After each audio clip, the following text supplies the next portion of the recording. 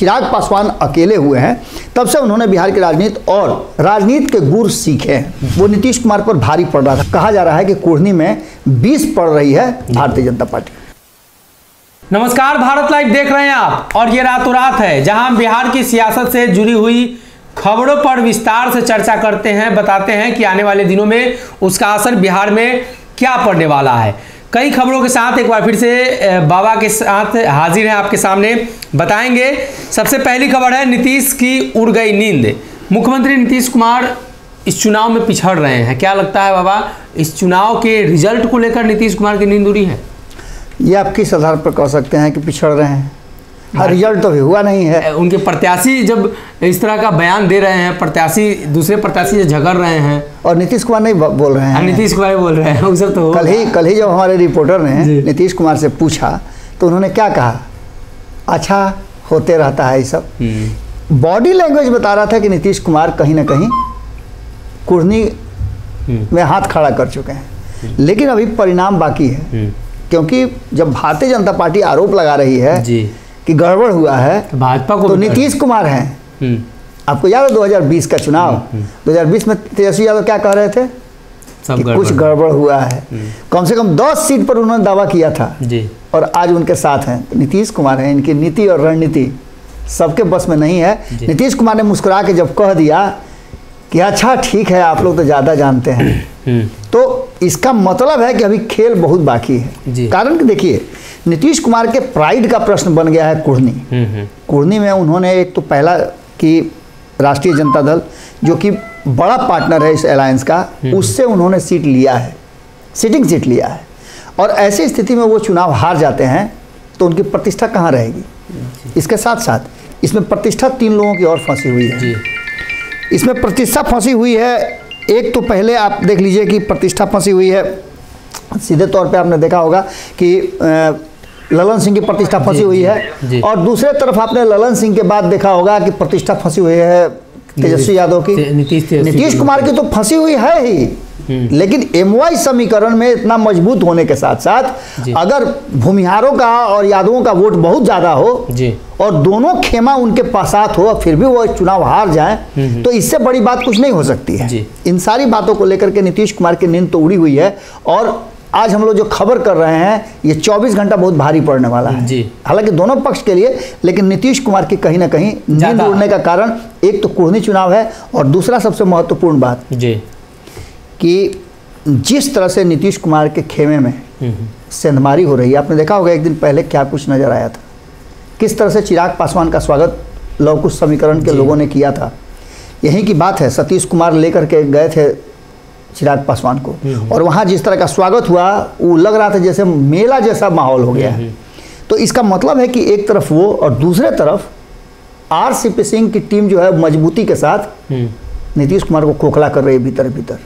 ये सारी बातें नीतीश कुमार की नींद उड़ाने के लिए काफ़ी है। जी, आगे बढ़ते हैं तो भाजपा की धागर प्लानिंग। भारतीय जनता पार्टी तो प्लानिंग करने के लिए जहाँ नहीं जाती है, इस बार क्या प्लान है?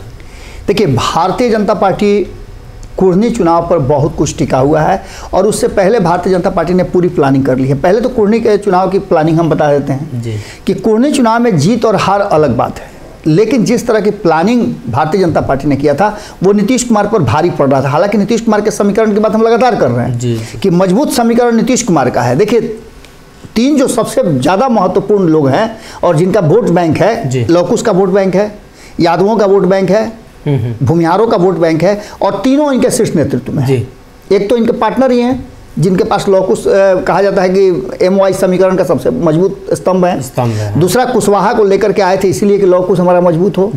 और तीसरा भूमिहार को राष्ट्रीय अध्यक्ष बना करके भूमिहार समाज को ऑबलाइज किए हैं। तो ऐसी स्थिति में भारतीय जनता पार्टी को ये बात पता था कि ये उनका स्ट्रक्चर होने वाला है। इस स्ट्रक्चर में कैसे भारतीय जनता पार्टी पार पाएगी, तो उसने बिल्कुल सीधा प्रहार किया, और सीधा प्रहार में उनके पास नजर आया था कि एक समीकरण और बचरा छूट रहा है। वो समीकरण है दलितों का और सवर्णों का समीकरण। दलितों और सवर्णों का समीकरण अगर जुटा लिया जाए तो भारतीय जनता पार्टी पर भारी पड़ सकते हैं। और ऐसे भी सवर्णों को कहा जाता है कि भाजपा के वोटर हैं। ऐसी स्थिति में चिराग पासवान को साथ में रख लेना ये इस बात की तरफ इशारा करता था। और वो भी अंतिम समय आप ही से बातचीत करते हुए देवजानी जी ने क्या कहा उन्होंने स्पष्ट कहा कि चिट्ठी लिख करके हमें बुलाया गया।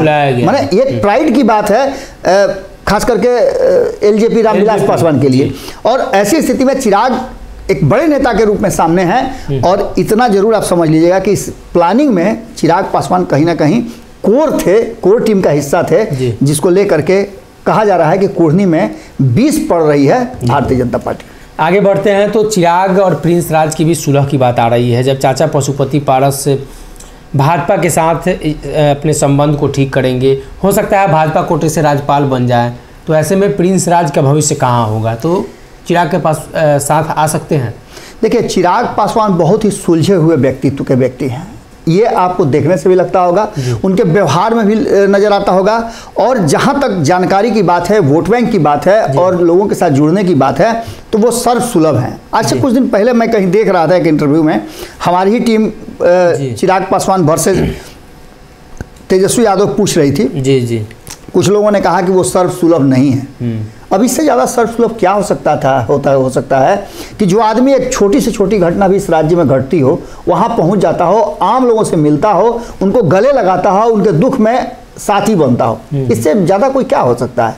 रहा सवाल कि यही चीज़ अगर तेजस्वी यादव के लिए कहिए तो थोड़ा सा अटपटा लगता है। तेजस्वी यादव दूर से बात करते हैं, तेजस्वी यादव के से मिलने के लिए कई प्रोटोकॉल हैं, आप इनसे मिलिए, उनसे मिलिए। माने अगर आप बहुत ज़्यादा भाग्यशाली हैं तब आप तो तेजस्वी यादव से मुलाकात होगी। उनके भाई को मिलने में काफ़ी परेशानी होती है। तेज प्रताप यादव जब चाहे तब नहीं मिल सकते हैं, उनके लिए भी प्रोटोकॉल लगा हुआ है। तो ऐसी स्थिति में दोनों में काफ़ी अंतर है। और जब से चिराग पासवान अकेले हुए हैं, तब से उन्होंने बिहार की राजनीति और राजनीति के गुर सीखे हैं। ऐसी स्थिति में प्रिंस राज को एक बार फिर से वो अपने पाले में ले आए, सारा सब कुछ भुला करके, तो कोई बड़ी बात नहीं होगी। और परिवार की बातें, परिवार में झगड़े झमेले होते रहते हैं। लेकिन जहाँ तक पार्टी के सवाल है, जो रामविलास पासवान की विरासत का सवाल है, उस विरासत को संभालने के लिए दोनों को साथ आना चाहिए। और ये इशारा कहीं ना कहीं कल आपसे बातचीत के दौरान जो प्रवक्ता थी लोक जनशक्ति पार्टी की देवजानी जी, उन्होंने बताया भी। इसके साथ कृष्णा कल्लू ने भी ये बात बताया कि संभावनाएं बहुत सारी हैं, और परिवार है, परिवार को पार्टी से नहीं जोड़ा जा सकता है। इस बात को लेकर के इससे पहले आपने देखा होगा कि कई नेताओं ने कहा है, यहाँ तक कि सूरजभान सिंह ने भी ये बात कही थी कि भाई आज ना अलग हैं, कभी भी एक साथ हो सकते हैं, परिवार है।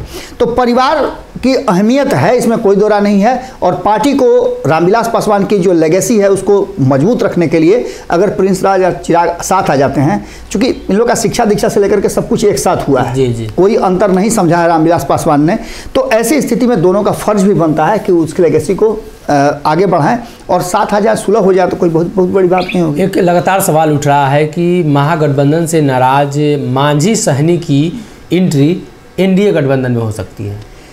देखिए, आज हम ये बात कह रहे हैं, इससे पहले आपको याद होगा कि इसी रातों रात में 2 महीना पहले हम लोगों ने ये बात कही थी।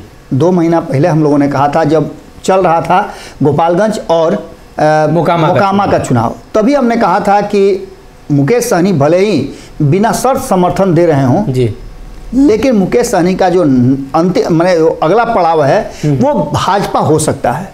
क्योंकि महागठबंधन में इतना रस्साकसी मारामारी है कि जिसको लेकर के संभावनाएं कम होती हैं, जिसमें अच्छा उसमें महत्वाकांक्षी अति महत्वाकांक्षी लोग हों तो एक और बात हो जाती है। एक महत्वाकांक्षी अति महत्वाकांक्षी आप देख रहे हैं कि नीतीश कुमार हैं, दूसरे अति महत्वाकांक्षी तेजस्वी यादव का टीम है। तेजस्वी यादव को मैं नहीं कर रहा हूँ, तेजस्वी यादव की टीम है जो चाहती है कि जल्दी वो मुख्यमंत्री बन जाए। नीतीश कुमार की महत्वाकांक्षी टीम है कि मुख्यमंत्री बने रहे तभी प्रधानमंत्री बन जाए। तो इस महत्वाकांक्षी लोगों के बीच में किसी के लिए कोई स्थान नहीं होता है। परेशान कहीं ना कहीं जीतन राम मांझी भी हैं, और मुकेश सहनी के साथ तो सीधा नजर आया कि किस तरह से उनको दरकिनार कर दिया गया। मुकेश सहनी को साइड करके अगला जो देख रहे हैं कुढ़नी का चुनाव हुआ, उसमें मुकेश सहनी इसीलिए समर्थन न किए थे कि उनका भी कोई समर्थन करेगा, लेकिन ऐसा हुआ नहीं। मुकेश सहनी को लड़ना पड़ा अलग से। तो ऐसी स्थिति में आप समझ लीजिए कि इन दोनों के लिए, जैसा कि लोक जनशक्ति पार्टी के नेताओं का भी कहना है, कई नेताओं ने लगातार ये बात कही है